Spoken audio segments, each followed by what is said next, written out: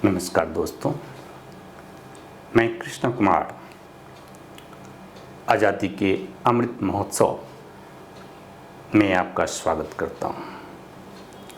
आज़ादी किसे पसंद नहीं है?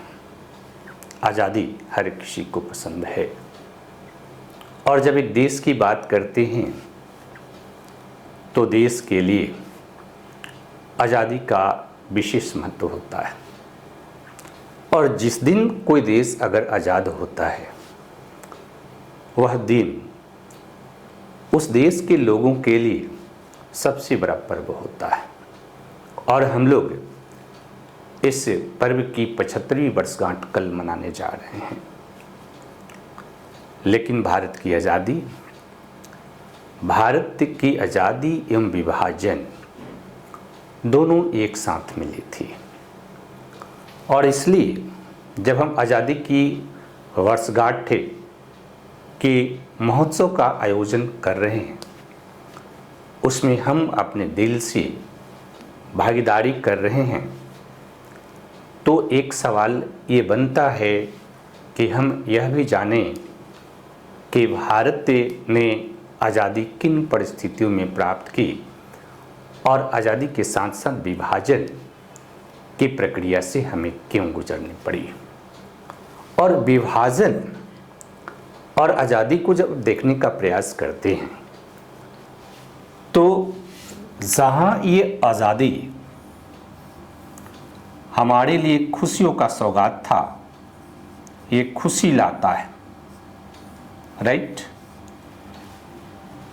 तो ये विभाजन उस समय के इतिहास को अगर देखेंगे तो विभाजन मौत का तांडव भी लाता है, राइट? एकेडमिक बहस में हम बात करते हैं कि विभाजन के लिए कौन रिस्पॉन्सिबल था, कौन उत्तरदायी था भारत के विभाजन के लिए, और भारत की जो आज़ादी है उसमें किन किन लोगों ने कंट्रीब्यूशन किया था। क्योंकि भारत की आज़ादी लंबी अवधि के संघर्ष के फलस्वरूप प्राप्त हुआ था। इस आज़ादी में समाज के सभी वर्गों ने कंट्रीब्यूट किया। यह दूसरी बात है कि हर संघर्ष के लिए एक लीडर की आवश्यकता होती है। और हमारे आज़ादी के संघर्ष में हमारे आज़ादी की जो धारा थी, उस आज़ादी की धारा में कई धाराओं का संगम था। यह दूसरी बात है कि हमारे मुख्य नेता के रूप में महात्मा गांधी जी को हम याद करते हैं, जिन्होंने संघर्ष की सभी धाराओं को एक समावेशी राजनीतिक व्यवस्था में समाहित किया और जिनके नेतृत्व में हमारी स्वतंत्रता संघर्ष प्रारंभ हुई और अल्टीमेटली हम 15 अगस्त 1947 को आज़ाद होते हैं। लेकिन बड़ी दुखद घटना भी हुई। 14 अगस्त 1947 को भारत विभाजित हो गया। भारत दो भागों, भारत एवं पाकिस्तान में विभाजित हो गया। तो हम बहस करते हैं कि इस विभाजन के लिए कौन उत्तरदायी था, और हम ये भी बहस करते हैं कि आज़ादी प्राप्त करने में सबसे बड़ा योगदान किन लोगों का था।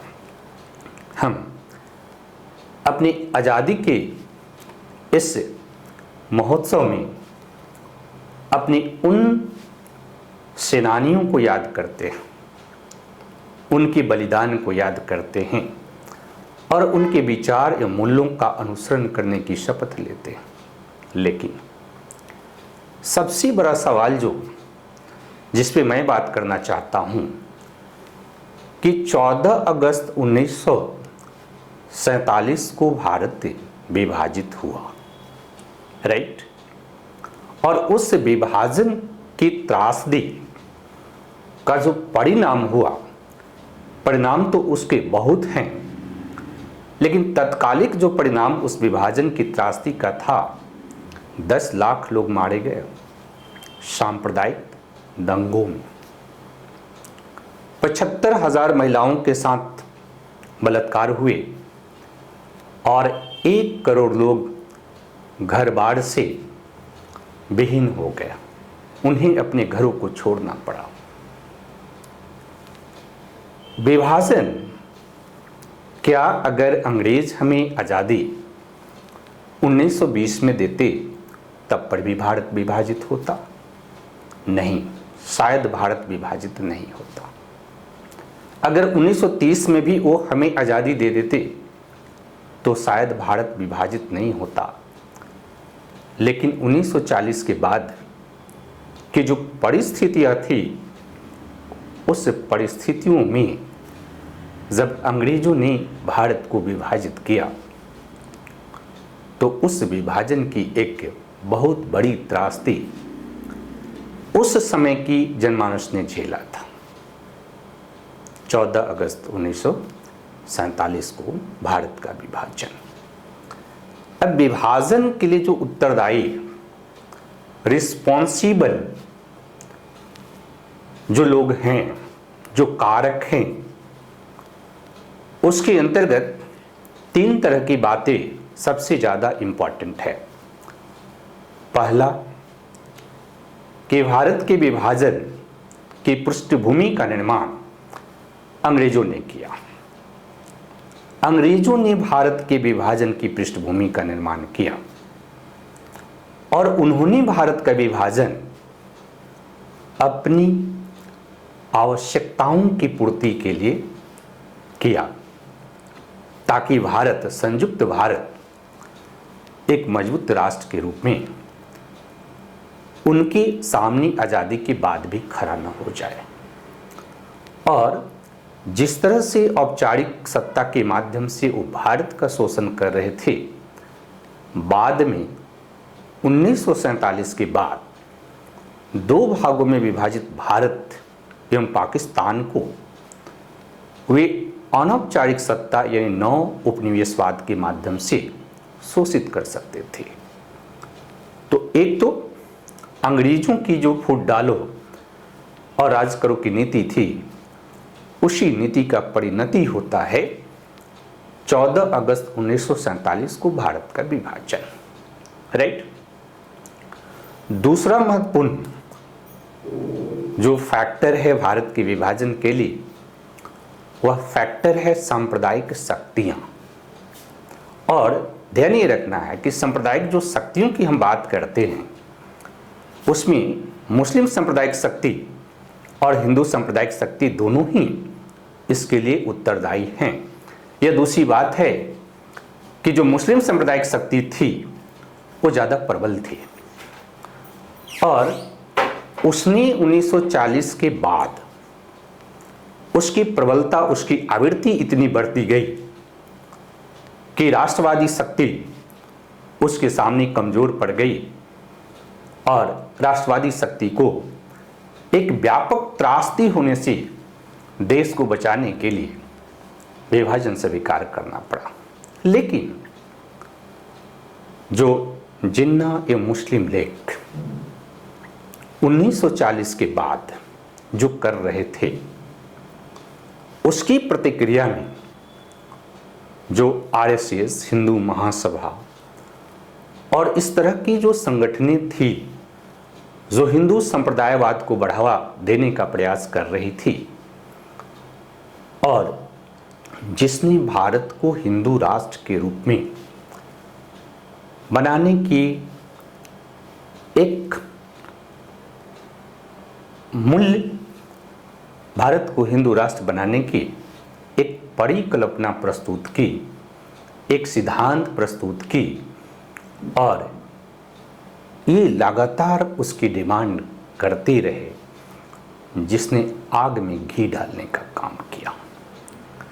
लेकिन तीसरी जो एंगल है भारत की राष्ट्रवादी शक्ति, जिसका नेतृत्व भारतीय राष्ट्रीय कांग्रेस कर रही थी और भारत की राष्ट्रवादी शक्ति भारतीय राष्ट्रीय कांग्रेस ने समय समय पर अपने तत्कालिक हितों को साधने के लिए सांप्रदायिक शक्तियों से समझौता करने का प्रयास किया और 1940 के बाद इनके प्रयास ने एक तरह से मुस्लिम संप्रदायवाद को औपचारिक मान्यता प्रदान कर दिया, औपचारिक मान्यता प्रदान कर दिया।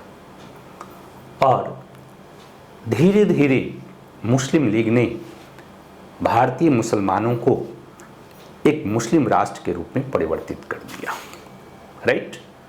तो इस विभाजन के लिए ये तीन जो एंगल है, अंग्रेजों की रिस्पॉन्सिबिलिटी, सांप्रदायिक शक्तियों की रिस्पॉन्सिबिलिटी, जिसमें मुस्लिम सांप्रदायिक शक्ति एवं हिंदू सांप्रदायिक शक्ति दोनों ही रिस्पॉन्सिबल हैं, और राष्ट्रवादी शक्ति कांग्रेस की कमजोरियां, राइट।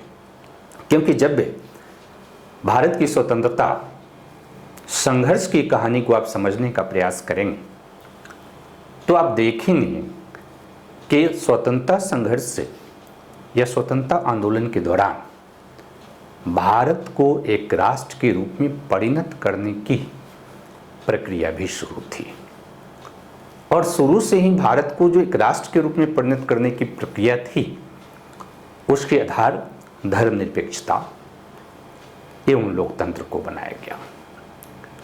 और लोकतांत्रिक मूल्यों के माध्यम से, धर्मनिरपेक्ष मूल्यों के माध्यम से भारत की सांस्कृतिक विविधता को बनाए रखते हुए भारत को एक एकीकृत राष्ट्र के रूप में विकसित करने की संकल्पना लेकर के भारत में स्वतंत्रता संघर्ष के जितनी भी धाराएं थी, वो लगभग अधिकांश धाराएं भारत को एकीकृत रखने के लिए कृत संकल्प थी और धर्मनिरपेक्षता और लोकतंत्र को बढ़ावा देने में सहमत थी। लेकिन इसके बावजूद भारत विभाजित हुआ। लेकिन सबसे इंपॉर्टेंट चीज जो समझने वाली बात है कि विभाजन हुआ तो विभाजन का परिणाम क्या हो सकता है। दुर्भाग्य की बात यह है कि विभाजन का परिणाम क्या हो सकता है, इसका आकलन न तो अंग्रेज कर पाए और उन्हें करना भी नहीं था।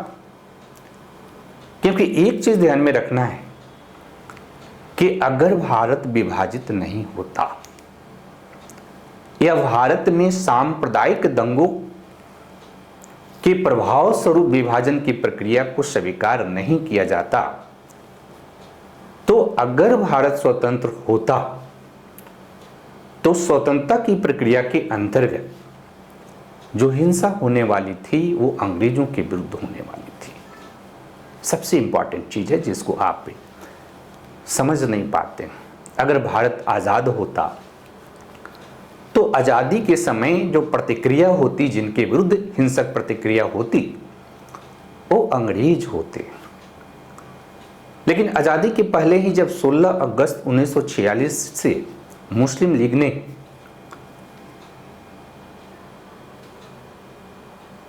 प्रत्यक्ष कार्यवाही दिवस की घोषणा की और उस प्रत्यक्ष कार्यवाही दिवस के बाद जो दंगे शुरू हुए कलकत्ता से, उन दंगों की प्रतिक्रिया बिहार में हुई, फिर पंजाब में हुई और लगातार भारत के बहुत सारे क्षेत्रों में हिंदू मुस्लिम दंगे होते रहे।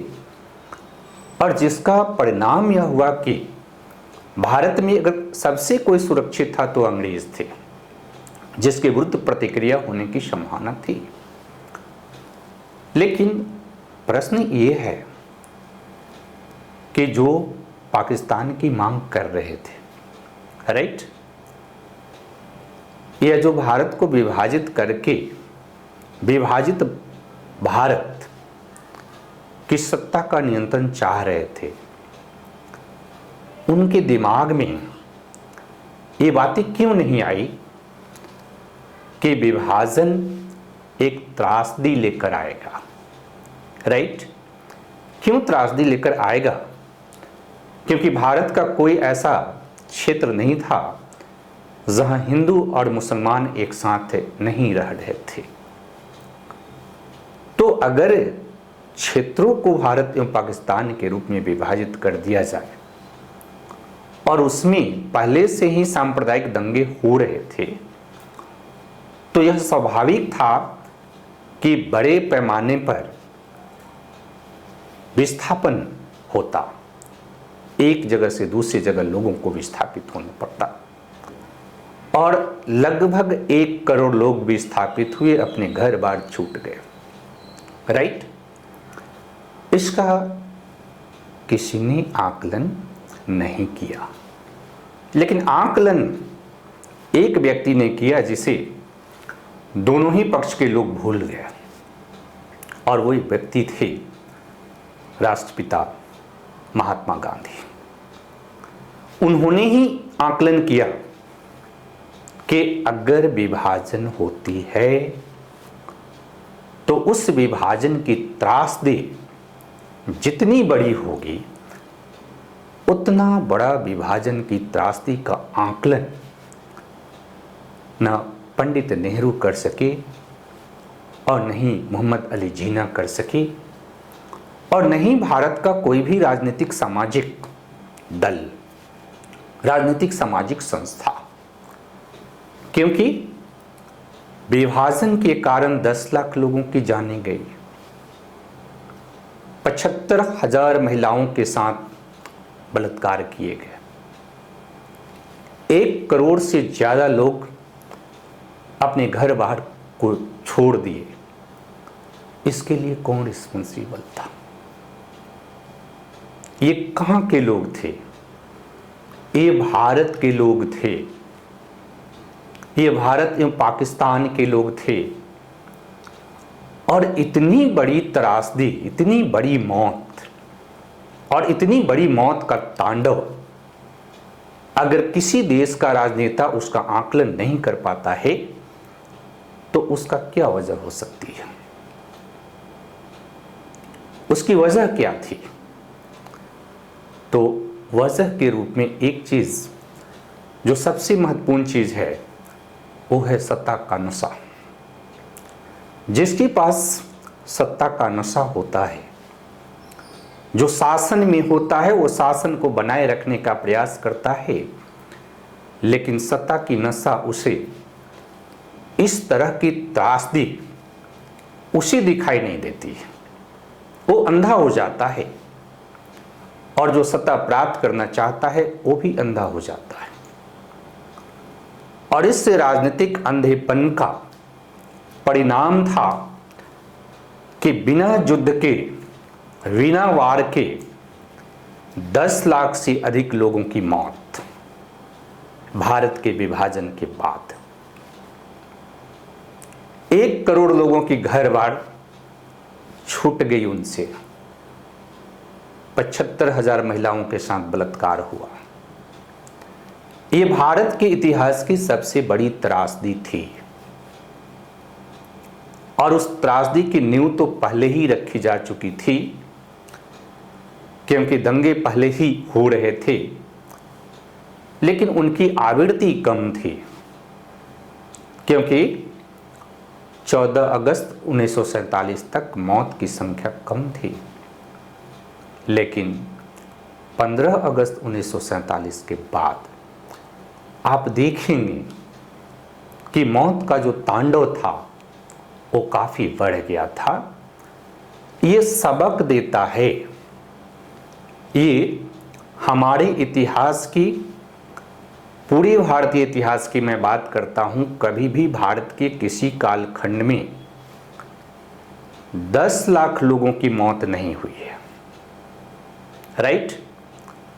भारत सदियों से बाहरी आक्रमणकारियों का सामना करता रहा, कई बार गुलाम हुआ, कई बार अपनी स्वतंत्रता को प्राप्त किया, लेकिन इतने बड़े पैमाने पर त्रासदी भारत ने कभी नहीं झेला। राइट? ये हमें सबक देता है कि हमें अपनी आंखों को खोल के रखना चाहिए, क्योंकि भारत की सांस्कृतिक विविधता ही भारत की पूंजी है।